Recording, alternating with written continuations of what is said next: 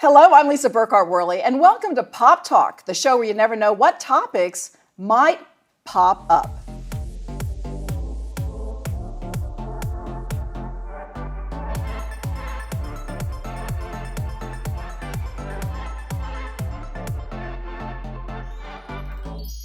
You know, I used to think when I got to heaven, I would ask God, first question, what about the dinosaurs? You know, I've always wondered how in the world the dinosaurs could fit on the ark with Noah, and what happened to them, and were they here? Were they one of the animals that God created in the beginning? I don't know. I have all these questions. I probably won't be able to say that. When I see God, it's going to be probably this awestruck thing. But we're going to talk to a woman today who's going to tell us about the dinosaurs, not only about them, but she's also going to talk about creation versus science. You know, there's a little bit of a battle there. And so does it all match up? And we're going to find out some of those answers today. But first, I want to introduce our Pop Talk co-host. To my immediate right, Rosemary Legrand. Hello, everyone. And to my far right, Dr. Lynnette Simm. Hello. Well, today's guest is Dr. Janet Kellogg Ray. She wrote a book called Baby Dinosaurs in the Ark, The Bible and Modern Science and the Trouble of Making It All Fit. Her husband, I wasn't going to say this, but I am, her husband happens to be my dermatologist, and I told him about the show, and he said, you should interview my wife. And I said, well, what does she do? And then he told me about this book, and I said, yes! You know, this is a great topic, because I think a lot of us are curious about this.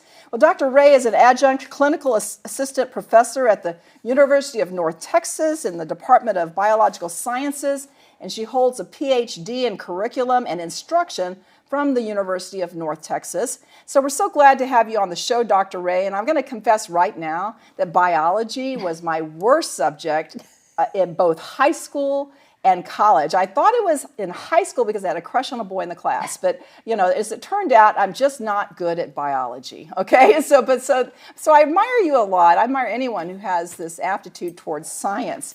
And so, but you say you're a biology teacher who does not believe in science. How does that work? Well, that's exactly right. I am a biology teacher and I don't believe in science. And I usually announce that on the first day of every semester. And I get a lot of quizzical looks like, is it too late to transfer out of this class? My professor doesn't believe in science.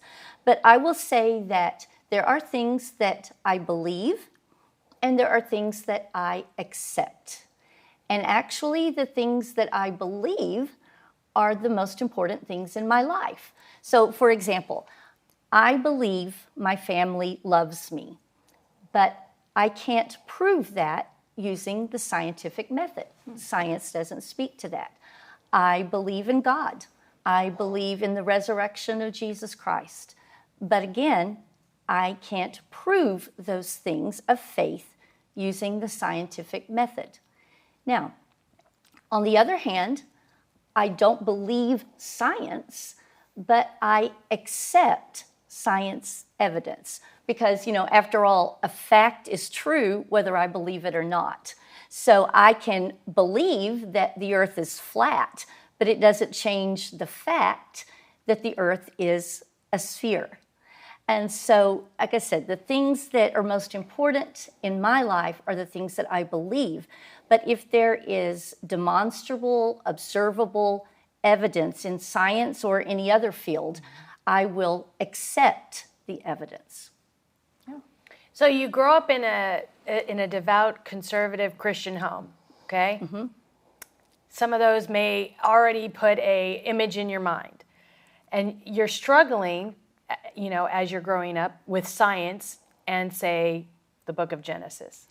Okay, obviously, there's a lot of questions in that book as far as what we can observe in the scientific method. So what did you do to reconcile your faith with science?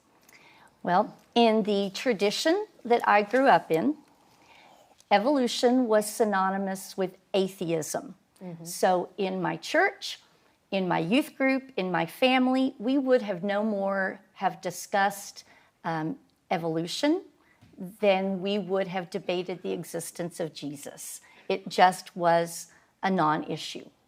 And so I went into middle school, high school, I fell in love with science. I loved especially the animal kingdom, as we called it at the time. That's a bit outdated now. But I loved the unfolding of life that I was seeing in my biology courses. I went on to an undergraduate degree in biology at a Christian university, where we were not taught that evolution was a lie, but we just conveniently ignored the topic. And the professors would say, here it is, you need to know, read it, your biology majors. And through all of this, I had questions. Some things just did not seem to go together. What I was learning in my biology courses and what I was told in my religious training. And probably more often than not, early on, I just walled it off and just thought, if I close one eye and squint a little bit, maybe I can make the fossil record match up with the days of creation. But as the years went on and I learned more and I began to teach, it just became too much. And it began to feel intellectually dishonest to try to force modern science into ancient scriptures. It began just to feel like I was doing too many mental gymnastics in order to force this thing to happen.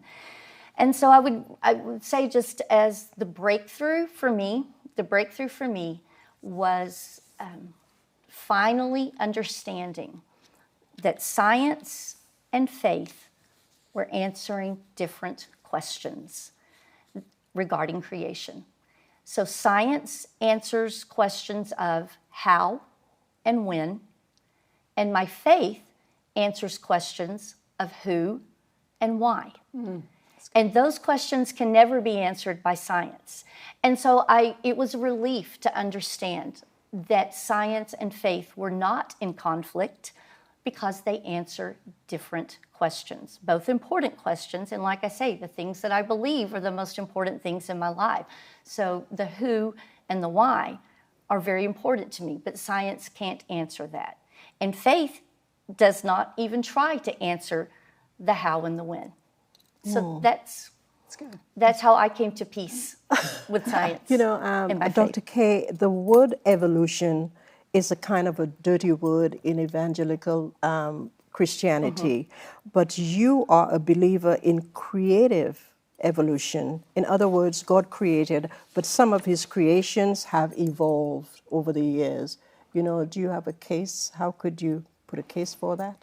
Well, unfortunately, what most people who reject evolution know about evolution comes from anti-evolution resources. And most anti-evolution resources will equate, as I was raised, evolution with atheism. And so it's not surprising that if you were raised with the thought that evolution is equivalent to atheism, you are not going to be motivated to study what the theory of evolution actually says.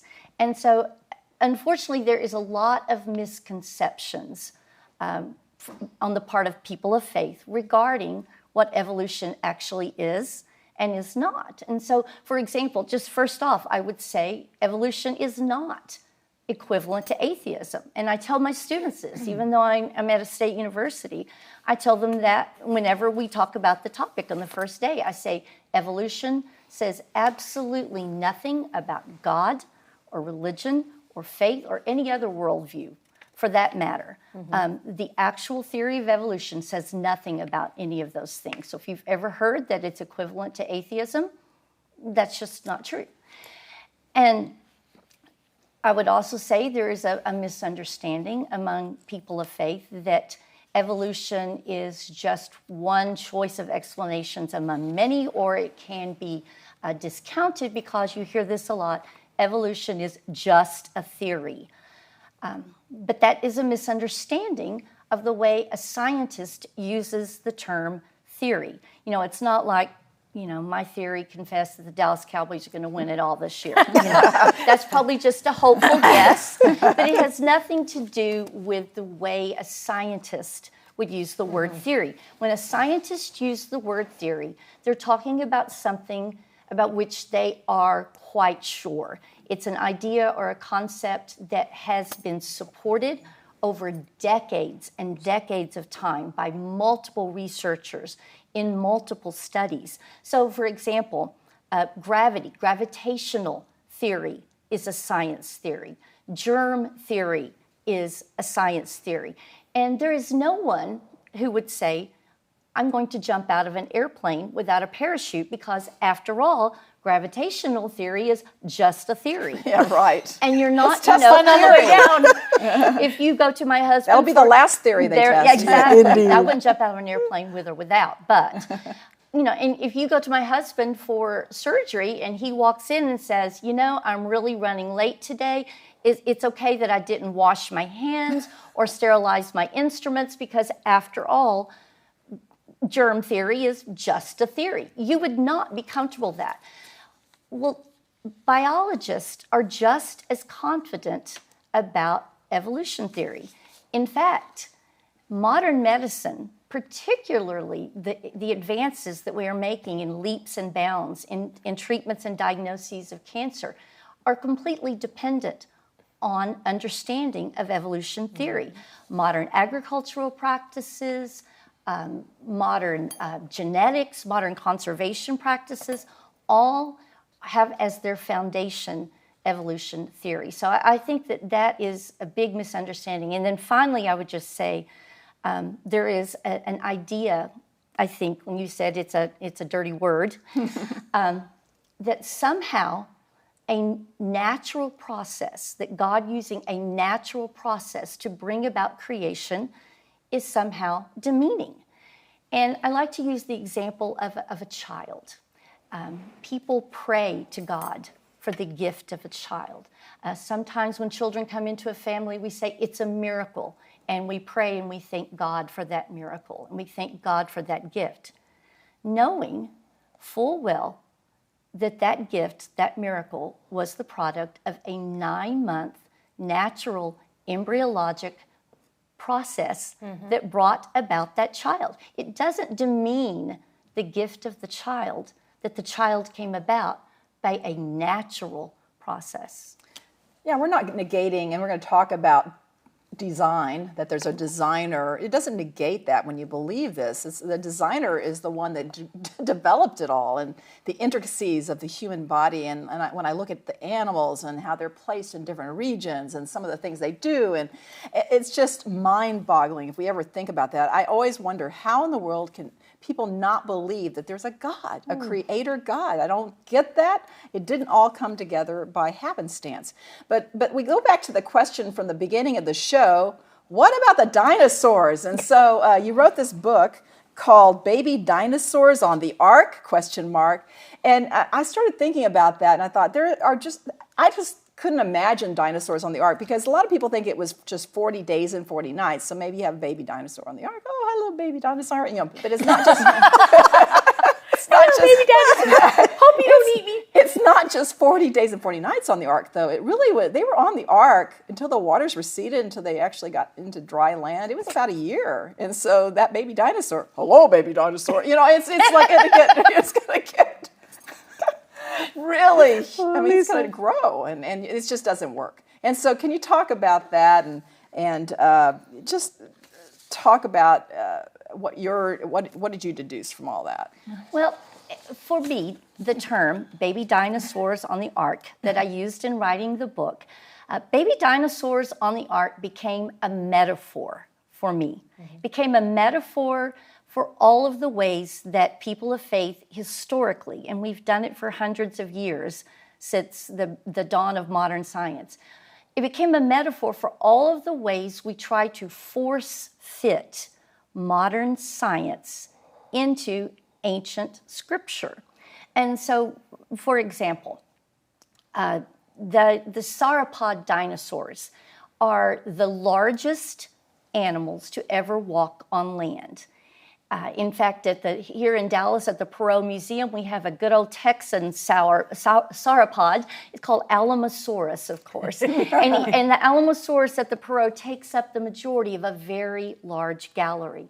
So if you can imagine, 2 of those guys, and maybe 14, depending on which verses you're reading, of those guys being put on an ark, well, you've got a big problem very quickly. Right. So it's been suggested by some, in order to make the science fit into Genesis, well, maybe Noah put baby dinosaurs on the ark. Well, maybe they were just baby dinosaurs. And then some people said, well, no, that may not work. So maybe they were dinosaur eggs on the ark. And so that is just, one way that we try to force a retrofitting of science into an ancient scripture. And then another way we do that is sometimes we try to play with the terminology a little bit.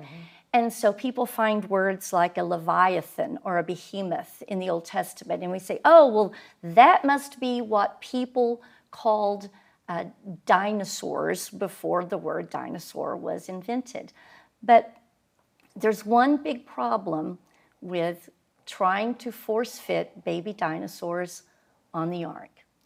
And that is that the geological record, our record of rocks that we have in the geological record, 65 million years separate the death of the last dinosaur from the first humans. And so dinosaurs and humans never coexisted. And so, we get, that's part of that intellectual dishonesty that I begin to feel, that, we're trying to force fit this here, but in black and white, I can see this geological record here. Yeah. So as a Christian who is in science, do you receive a lot of opposition about this stance on creation and when it happened and God, and, are you getting some pushback on this? Well, actually, I never have had that pushback from any colleagues. And I would say that is because the vast majority of people in science today, even if they are not believers, even if they are not people of faith, the vast majority of scientists practicing today understand what I talked about at the very onset, is that science and faith are answering different questions. And so there is no conflict there between being a person of science and also a person of faith, because it's generally understood, like I said, even if they're not people of faith, that we're addressing different questions here. We have different goals here. In fact, there are many world-class scientists that are devout people of faith. I can give you my rundown. Dr. Francis Collins, who just until recently was the longest head of the National Institutes of Health that we've had. He just recently retired, but Dr. Collins has been the forefront of our fight against our COVID pandemic as the director of the National Institutes of Health. Dr. Collins is a devout evangelical Christian. He is also a world-class geneticist. In fact, his research and his leadership of the Human Genome Project give us some of the very best evidence that we have for evolution. But Dr. Collins sees no conflict in his faith and in his work. Now, I will say this. There are some very, very loud voices with loud microphones on opposite ends of the spectrum who will say that there is a conflict. In fact, Dr. Collins has been a source of criticism from both of these really loud voices that I'm thinking of. On the one hand, you have a man that says, Dr. Collins, how do you call yourself a Christian and accept evolution? And the guy on the other end says, Dr. Collins, how do you call yourself a world-class geneticist and say that you believe in God? Fortunately, these two voices are outliers. Most people practicing in sciences understand that science and faith are answering two different questions. Marvelous. Marvelous. Do you know, according to the Bible, the world is about 6,000 years old, but science says it's maybe millions of years old. Did science got that wrong? Well, good question. Actually, the Bible doesn't give a date for creation at all. That 6,000-year date does not come from Scripture. It is kind of a derivative that some people have gotten from some of the genealogies in the Bible, that some people have arrived at a very young age for the earth and the universe. But what science can tell us is that the earth and the universe are very, very, very ancient. The earth is almost 5 billion with a B years old, and the universe is almost 14 billion years old. And we came to that number through multiple types of technological tests. Not just one. There's not just one technology that we use to arrive at those very, very ancient numbers.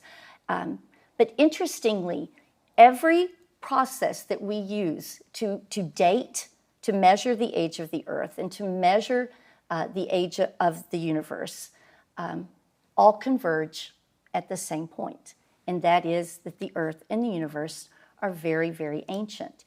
And I won't go into all the technical stuff because some of that is I can understand it, but I can't necessarily explain it.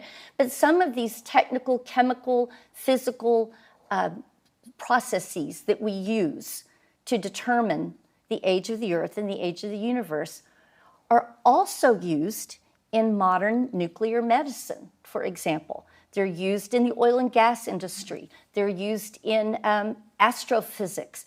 They're used in aviation safety. And so, we have to ask ourselves, can this science be valid when it's keeping us safe in an airplane or helping us find our oil and gas, but the exact same science is invalid when it tells us the earth and the universe are billions of years old? It's the exact same science. It's not, and we don't even have to go to highly technical stuff. I mean, we can look at tree rings, and we have trees with 10,000 years worth of growth. We have lake cores that we can dig out of old lakes, and we have lake cores that show 80,000 years of sediment.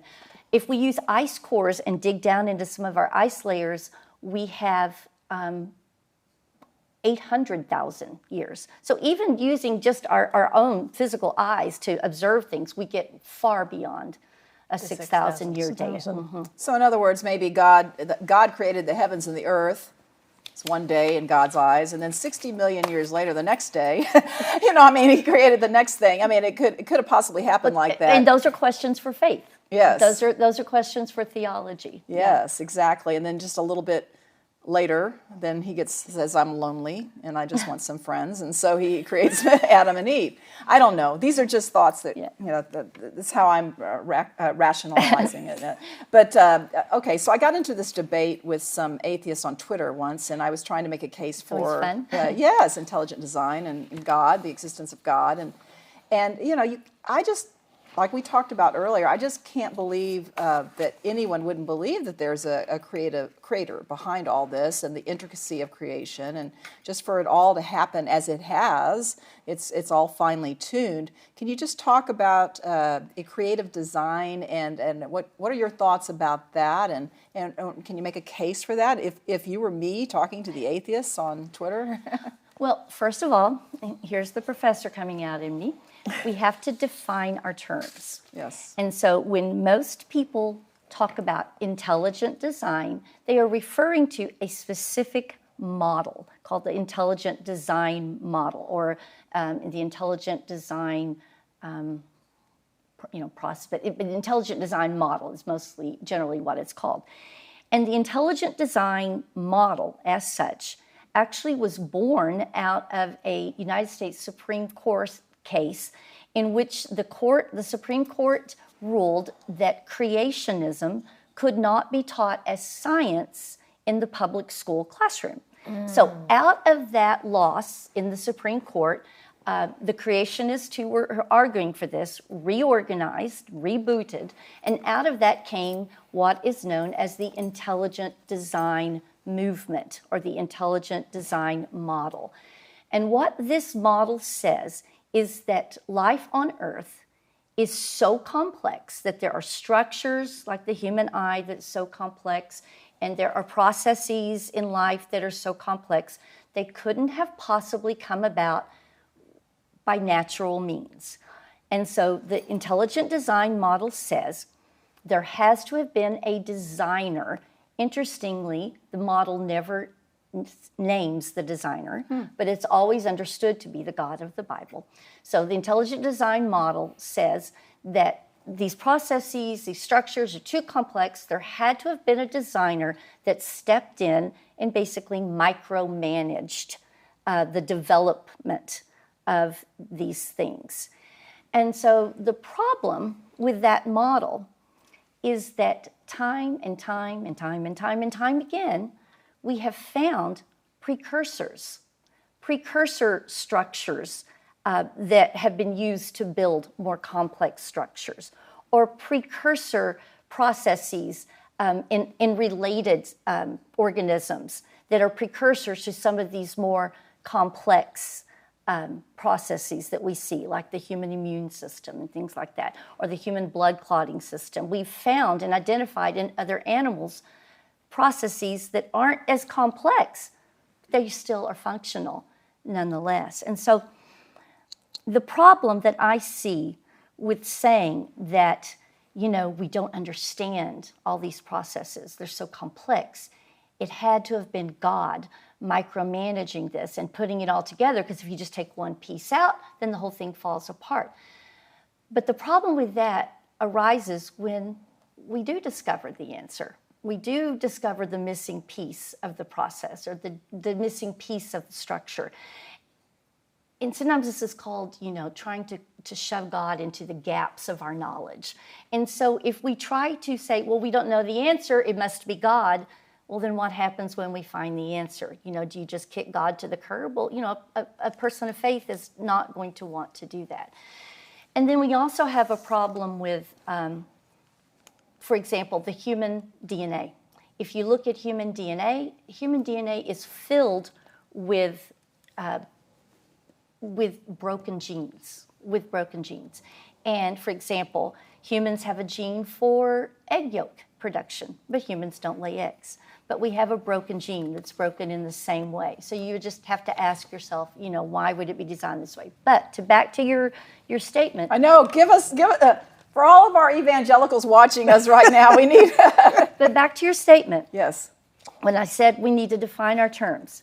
As a person of faith, I believe that there is a wisdom, there is a logos, there is an intelligence, there is a design, if you will, that sustains and supports all of creation. But I don't believe that requires a micromanaging of each step along the way. Well, that is fascinating, and I'm sure it gives people a lot of food for thought. We're just so glad you've joined us on Pop Talk, and if you want to find Dr. Ray, you can email her at Janet K. Ray, Ray, R-A-Y, @gmail.com. And of course, we hope that you reach out to us here at Pearls of Promise Ministries. You can always do that. You can email us at info@pearlsofpromiseministries.com.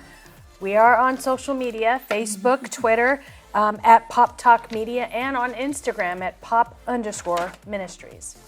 And thanks to all of our 9 television platforms, that includes Paula White's Life Network for Women, Faith Unveiled Network, King Television, and CTN Tallahassee. And always, we're grateful for our production company, GracePoint Media. For all of your media needs, go to gracepoint.media. That is Pop Talk for today. We're just ordinary girls. Who God's turning into pearls. Have a great day.